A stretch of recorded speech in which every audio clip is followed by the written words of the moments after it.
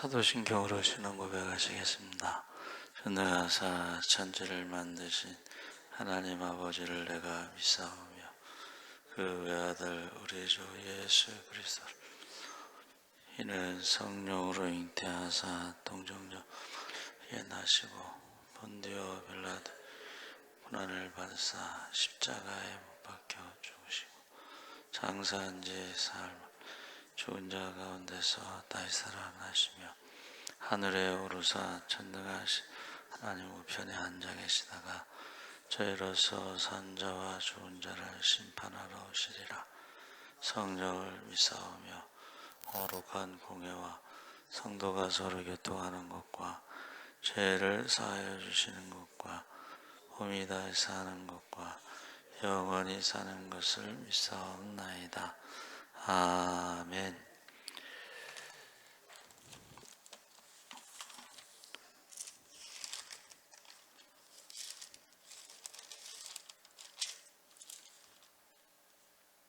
찬송가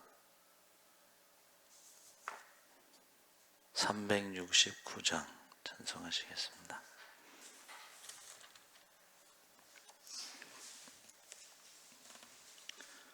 찬송가 369장 찬송하시겠습니다. 죄짐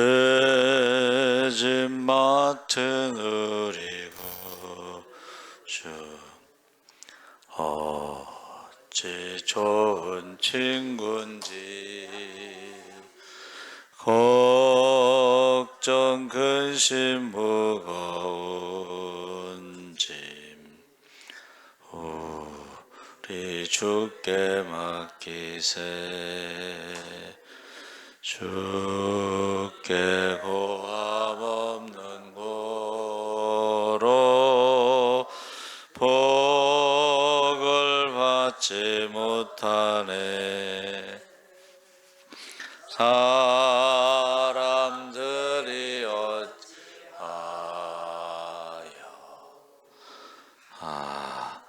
아랠 줄을 모를까. 시험 걱정 모든 괴로움 없는 사람 누군가. 부질없이 낙심하고 기도드려 아래세. 이런 진실하신 친구 찾아볼 수 있을까. 우리 약함하시오니 어찌 아니하랄까. 근심 걱정 무거운 짐 이 진자 누군가. 피난처는 우리의 주 주께 기도드리세. 세상 친구 멸시하고 너를 조롱하여도 예수 품에 안기어서 참된 위로 받겠네. 아멘.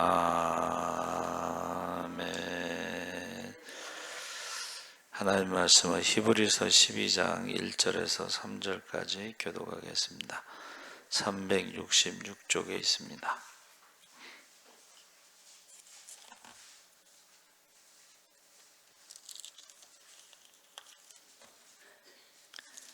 히브리서 12장 1절에서 3절까지 교독하겠습니다. 이러므로 우리에게 구름같이 둘러싼 허다한 증인들이 있으니 모든 무거운 것과 헐매이기 쉬운 죄를 벗어버리고 인내로서 우리 앞에 당한 경주를 하며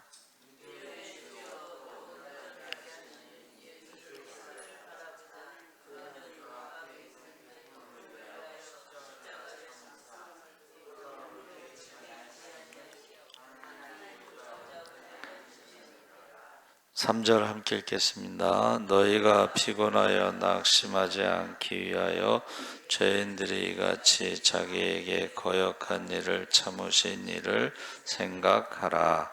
아멘. 할렐루야. 네, 좋은 아침입니다. 잘 오셨습니다. 오늘 말씀의 제목이 허다한 증인이라는 제목으로 말씀을 나누겠습니다. 히브리서 11장에 나오는 믿음의 사람들이 나오죠. 네, 그래 성경에 기록된 믿음의 증인들이 많지만 또 성경에 기록되지 않은 믿음의 증인들이 많습니다. 그래서 믿음의 증인들에 대해서 말하고 이제 12장에 이러므로 믿음의 증인들의 간증을 들어본 다음에 이러므로 우리에게 구름같이 둘러싼 허다한 증인들이 있으니, 그래서 이러므로라고 하는 것은 이제 앞에 있는 모든 것의 결론을 말해주고 있습니다. 그래서 구름같이 둘러싼 허다한 증인들은 사도 바울이 말한 대로 선한 싸움 다 싸우고 달려갈 길을 마치고 믿음을 지킨 마지막에 그 믿음의 경주에서 그 올림픽의 맨 마지막에 하는 경기가 뭐죠? 마라톤이죠. 마라톤.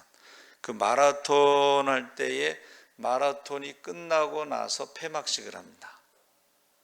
그때에 그 폐막식을 보기 위해서 이제 수많은 구름같이 둘러싼 증인들이 거기서 있는 거죠.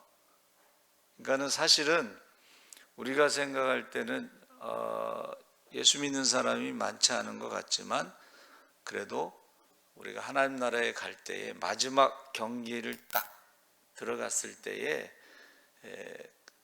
허다한 많은 증인들이 믿음의 싸움을 이겼던 많은 증인들이 있다는 거예요. 반대로 또 많은 이단들도 있습니다. 그래서 그 대전신학교 어느 교수님이 허 교수님이 한국에 재림예수가 50명 있다. 그러면서 그 사람들에 대해서 쭉 강의를 하는 것을 제가 이제 새벽에 보았는데 여러분이 알고 있는 그 재림예수가 몇 명이나 되는지 모르겠어요. 근데 아주 대표적인 사람들이 이제 제일 큰 사람들이 그 우리가 잘 알고 있는 그 박태선 장로라는 사람이 나중에 자기가 천부교, 자기가 하나님 아버지라고 그래서 천부교.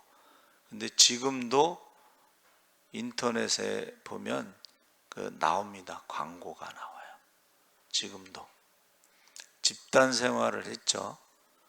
그리고 많은 일들이 있었어요. 거기도 역시 14만 4천 명만 구원받는다. 그래서 사람들이 집 팔고 땅 팔고 거기 다 들어갔어요. 근데 14만 4천 명이 더 왔어. 어떻게 했을까요?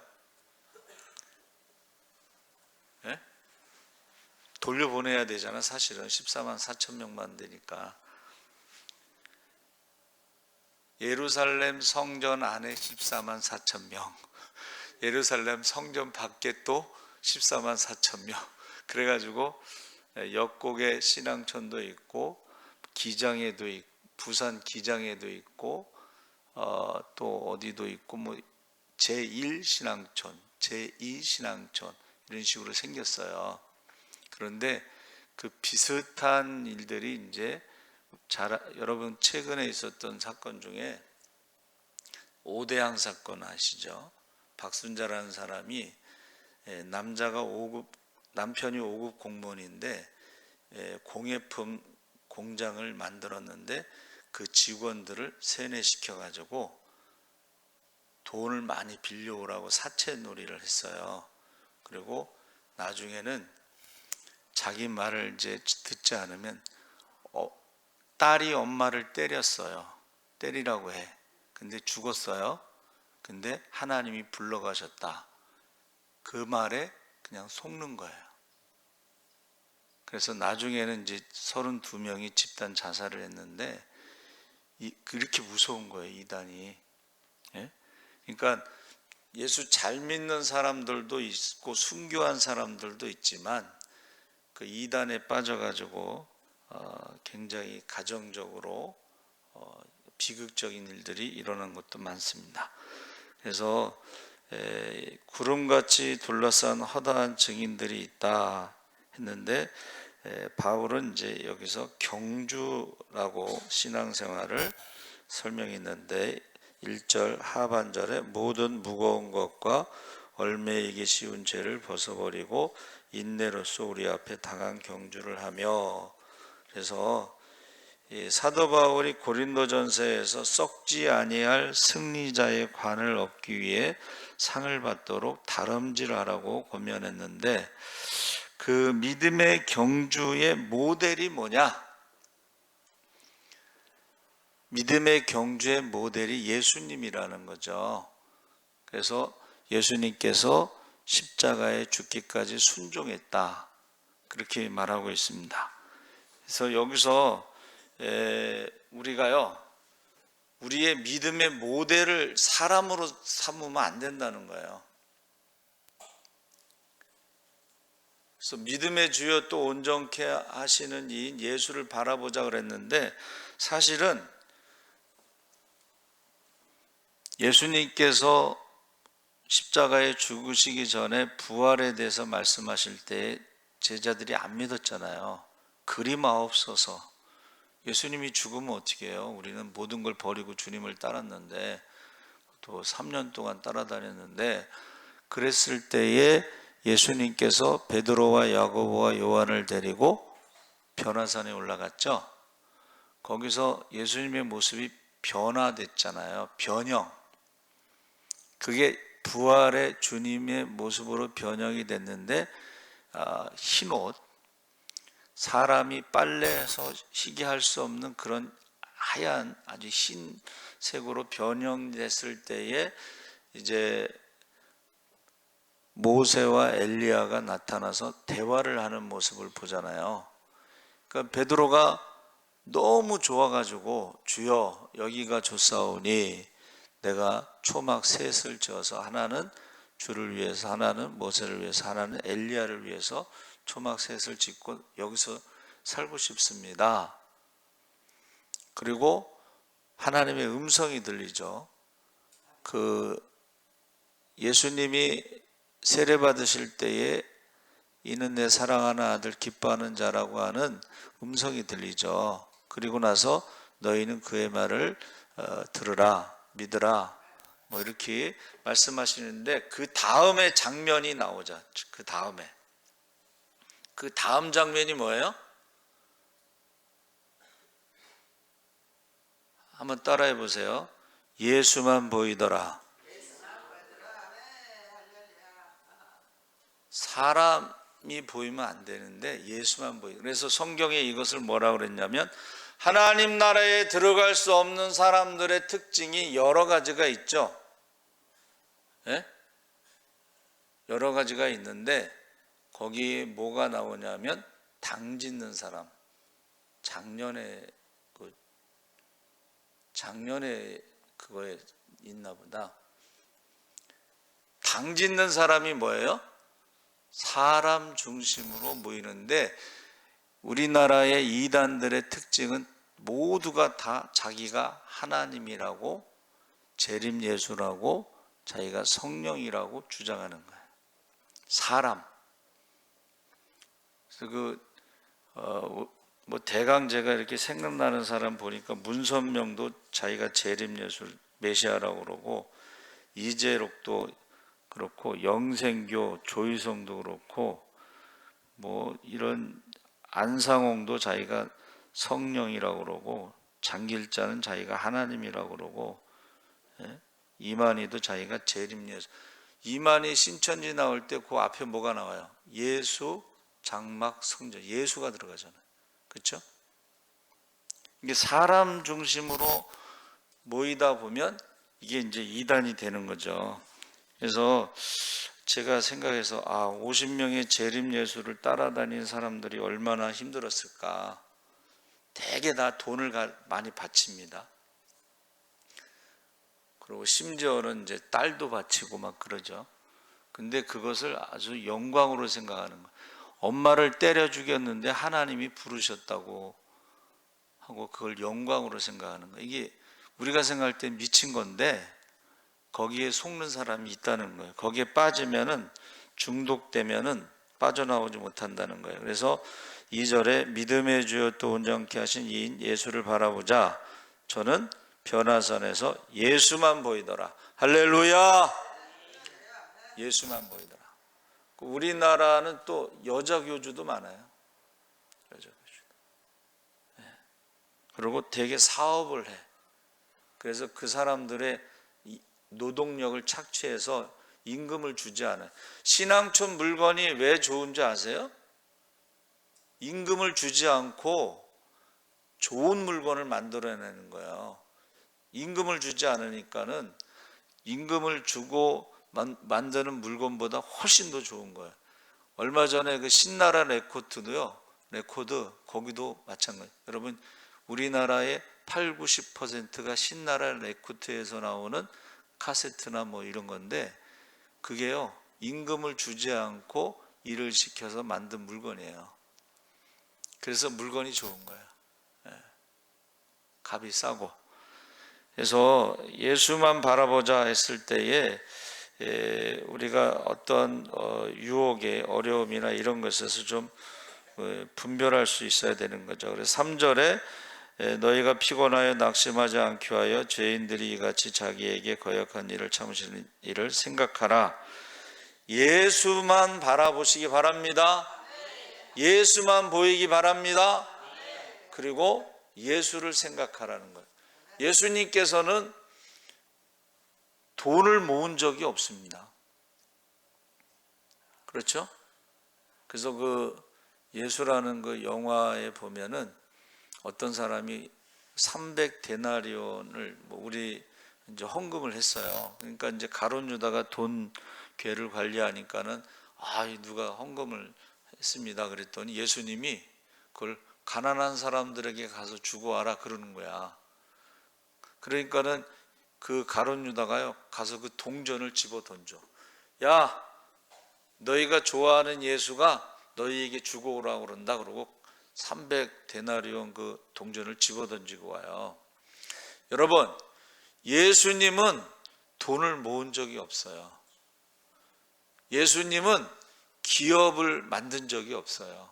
근데 박태선 장로도 그렇고 문선명도 그렇고 기업을 만들어서 이게 노동력을 착취해 가지고 사람들에게 어떻게 해요? 이 좋은 물건을 싸게 파는 거예요. 그래서 우리가 한동안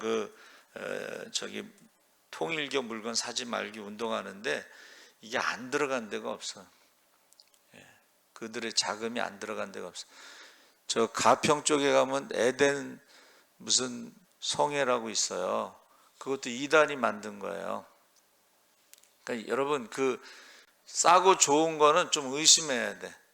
이게 지금 싸고 좋은 게 이유가 있을 거 아니에요. 그렇죠? 그게 다 이단들이 하는 것들이라는 거죠. 그러면서 2절에 바라보자는 말은요. 시선을 돌리다 이런 것을 의미하는 거예요. 시선. 우리의 시선이 지금 어디가 있느냐?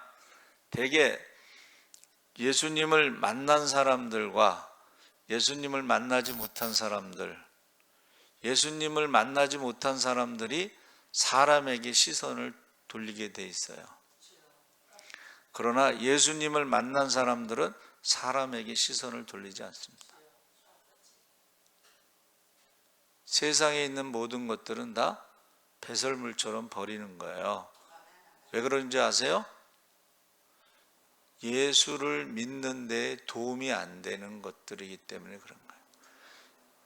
바울이 공부를 많이 했는데 세상의 지식이 예수를 믿는데, 예수를 따르는데, 날마다 자기를 부인하고 십자가를 지고 주님을 따르는데 도움이 안 되기 때문에 배설물처럼 버리는 거예요. 그래서 시선을 어디다 두느냐, 3절에 생각하라는 거, 이거는 계산하다, 계산을 하는 거야. 여러분, 우리가 신앙생활 할 때 하나님 앞에서 계산할 때가 오잖아요. 그것을 생각하라는 거예요. 하나님 앞에 설 것, 하나님 앞에서 계산할 것, 하나님 앞에 심판받을 것을 계산해 보라는 거예요. 그래서 열매를 가지고 심판하시는데 열매를 한번 계산해 보고 좋은 열매를 많이 맺었는지 나쁜 열매를 많이 맺었는지 계산해 보라는 것입니다. 그게 생각하라는 뜻입니다. 그래서 4절서부터 11절에 의의 평강의 열매를 맺느니라 해서 하나님의 징계에 대해서 증거하는데, 하나님은 삶의 고난과 어려움을 통해 자기 자녀를 징계하고 연단하신다 그랬습니다. 너희가 죄와 싸우되 아직 피 흘리기까지는 대항하지 아니하고, 그래서 죄와 싸우는데 이게 사람과 싸우면 안 돼요. 죄와 싸우고 마귀와 싸워야지 사람과 싸우면 안 됩니다. 5절 6절에 아들들에게 권하는 것 같이 너에게 권면하신 말씀도 잊었도다. 일러스되 내 아들아 주의 징계하심을 경히 여기지 말며 그에게 꾸지람을 받을 때에 낙심하지 말라. 주께서 그 사랑하시는 자를 징계하시고 그가 받아들이시는 아들마다 책찍질하심이라 하였음이니. 그래서 하나님께서 다윗에게 너는 내 아들이라 오늘날 내가 너를 낳았도다 했을 때에 다윗이 아들이기 때문에 다른 길로, 잘못된 길로 가면 사람 막대기와 인생 채찍으로 그를 징계하신다는 거예요. 여러분, 기도하지 않을 때 하나님의 징계가 있으면 그게 하나님의 자녀예요. 기도하지 않아도 하나님의 징계가 없으면 그건 마귀의 자녀가 되는 거예요. 그래서 이 징계라고 하는 것이 징계와 징벌이 다르다고 그랬죠. 징벌은 이방인들이 죄값을 치르고 하나님의 심판을 받는 것이고, 징계는 하나님의 자녀들을 인생 막대기, 사람 채찍으로 때려서 어떻게 해요? 올바른 길로 가게 하는 교훈, 가르침을 말하는 거예요. 가르침. 기도 안 하고 예배 안 드리고 세상적으로 잘 나간다?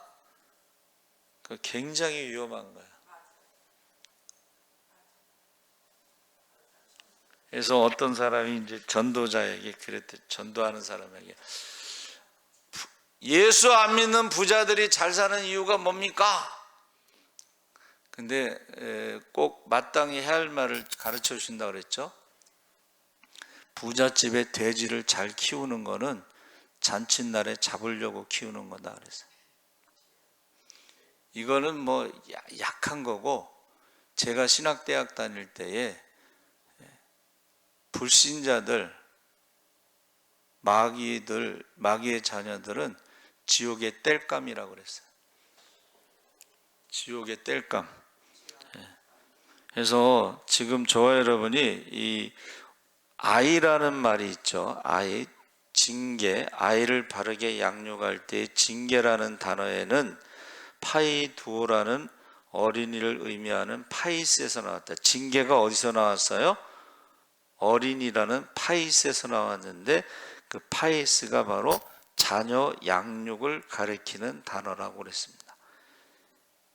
그래서 여러분, 신앙교육, 이제 신학대학 가면은 각 교회에서 올라오잖아요. 근데 교회마다, 목사님마다 신앙이 달라요. 그러니까 어느 교회에서 신앙교육을 받았느냐에 따라서 그 신앙이 달라요. 그럴 때 이제 1학년 때 담임 교수님이 딱 하나를 부탁해요. 제발 교회에서 받은 신앙 교육을 내려놓고 신학대학에서 가르치는 것을 좀 받아들여라. 자기가 교육받은 것을요 계속 주장하면 다른 것을 받아들이지 못하는 거예요. 그래서 제가 그 볼리비아 선교사님이 우리 교단에 한 60 정도 돼서 늦게 볼리비아 선교사로 가셨는데 거기가 고지대예요. 8,000m 되는 고지대. 사람들이 위험하다. 산소 마스크를 쓰고 산소 마스크 쓰고 올라가라고 그랬어요. 볼리비아. 근데 그분이 3년 동안 한 게 있대요. 그게 뭐냐면 한국 사람들이 예배를 드리는데 나는 장로교인, 나는 순복음 교인, 나는 침례교인, 교파를 주장하는데 이거 정리하는데, 이 신앙을 정리하는데 3년 걸리더래. 아무것도 못하고. 그리고 정리된 3년 뒤에 볼리비아 선교가 시작됐다. 그 얘기를 해요. 신앙교육을 어디서 받았느냐? 여러분, 그 장로교의 교리는 칼빈의 기독교 강요를 이제 근간으로 하는데, 장로교의 그 신앙은 원래 지금은 좀 교단 색깔이 좀 희미해지는데 그 전에 장로교의 교리는요 하나님의 절대 주권을 강조해. 그건 뭐예요? 하나님의 절대 주권을 강조한다는 것은 순종을 말하는 거예요. 그래서 교인들 중에 장로교 교인들이 제일 좋다는 거예요. 왜? 순종하니까. 그런데 이게 이단들이 가장 많은 교단이 장로교단이에요. 왜? 교주의 말에 절대 순종하니까. 순복음교회는 성령을 강조하잖아요. 성령을 강조하다 보니까 기도하고 응답받은 직통 계시자들이 많아.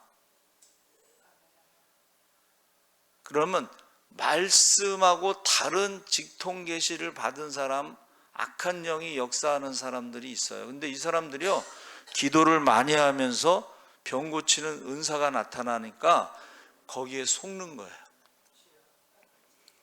말씀과 전혀 다른 모습인데도 불구하고 기도 많이 해갖고 신유의 은사가 나타나는데 그게 성령이라고 생각하는 거예요. 그래서 순복음 계통의 이단들은 대개 직통 계시자들이 많습니다. 절대 다른 말을 사람 듣지 않아. 근데 제가 뭐라고 말씀드렸어요? 하나님도 한 분이시고 성령도 한 분이시기 때문에 성령 받은 사람들이 기도하면 응답이 하나가 돼야 되는 거예요. 근데 기도할 때 응답이 다르면 그 중에 하나는 사실일지 모르지만 나머지는 가짜라는 거예요.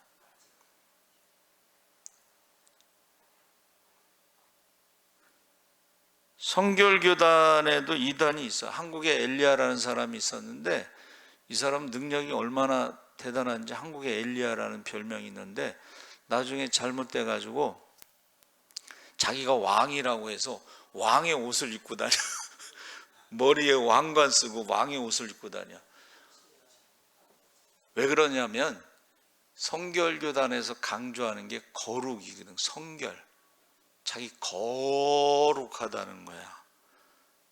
자기가 만왕의 왕이라는 거야. 미쳐버린 거죠. 예. 그런데 거기 따라다니는 사람들이 많아요. 그래서 제가 아까 말씀드린 대로 모든 이단들의 특징은 사람 중심으로, 예수가 안 보이고 사람이 보이는 거예요. 그리고 사람 중심으로 당을 짓는 거예요.